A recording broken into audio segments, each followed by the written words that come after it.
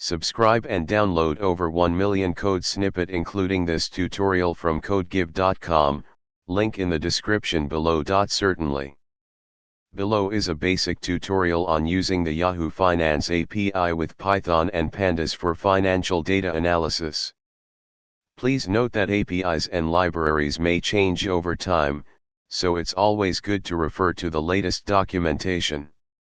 In this tutorial, we will use the yfinance library to access the Yahoo Finance API and retrieve financial data. We will then use the pandas library to manipulate and analyze the data. You can perform various analyses using pandas, such as calculating moving averages, returns, or creating custom indicators. This tutorial provides a basic example of using the Yahoo Finance API with Python and pandas for fetching and analyzing stock data. You can further customize and expand the analysis based on your specific requirements.